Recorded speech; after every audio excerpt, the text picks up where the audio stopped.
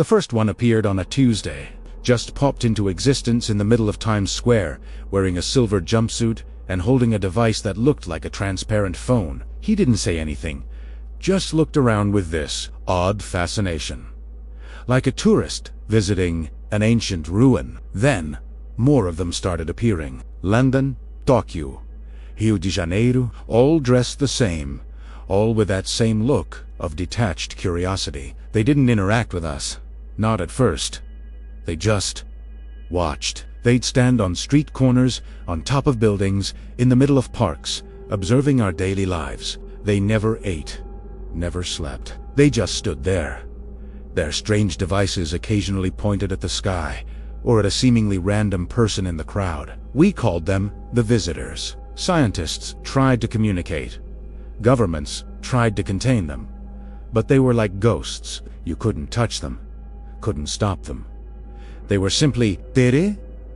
The panic started slowly. First, it was just conspiracy theories on the internet.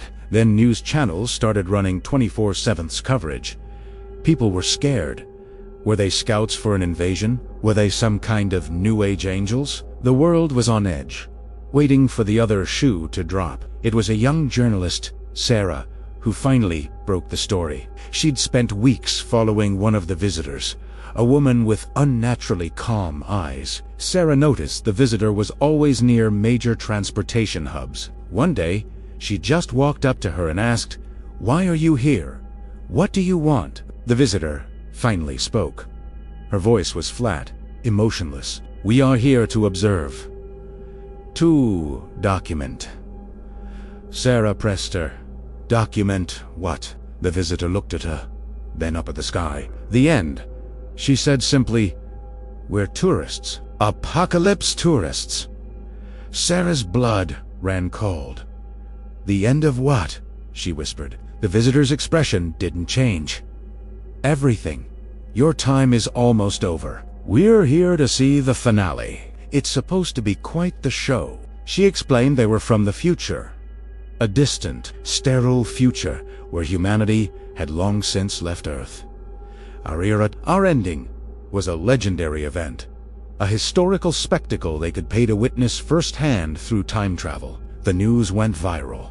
The visitors weren't invaders, they were spectators. We were the show. And the finale was coming soon. How soon?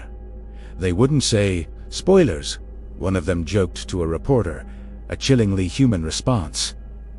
The world changed overnight. Some people rioted otras prayed. Many just tried to live out their last days with a desperate frenzy. What do you do when you know the world is ending, but you don't know when?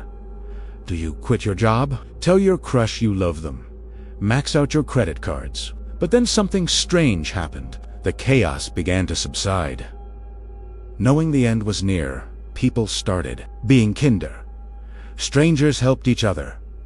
Old feuds were forgotten. People spent time with their families, sang songs in the streets, and watched sunsets together. If these were our last moments, we decided to make them beautiful. The visitors seemed confused by this. Their devices pointed at us more frequently. They started talking amongst themselves in hushed tones. They had come to see a spectacular disaster, a civilization tearing itself apart. Instead, they were watching a civilization coming together. One day, Sarah found the same visitor she'd spoken to before. "You seem disappointed," Sarah said. The visitor looked at her, and for the first time, there was a flicker of something in her eyes. "Our history books said your end was violent and sudden, caused by your own division and hate. That's what we came to see." Sarah smiled, a sad, gentle smile. "Maybe you came to the wrong timeline. Or maybe," she said, looking at a group of children playing nearby, "your history books were wrong." The visitors started disappearing one by one, just as they had arrived. The last one to leave was the woman Sarah had spoken to. Before she vanished, she looked at Sarah and said, "Thank you. This was better than the show we paid for." And then she was gone. We don't know if the end is still coming. We don't know if they changed anything, or if we did. But we do know one thing. We were told our world was ending, and in a way, It did. The old world of division and fear died.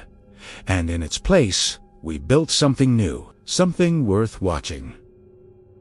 Thanks so much for watching. If you enjoyed this story and want to explore more strange new worlds, be sure to hit that subscribe button and ring the bell for more. See you in the next one.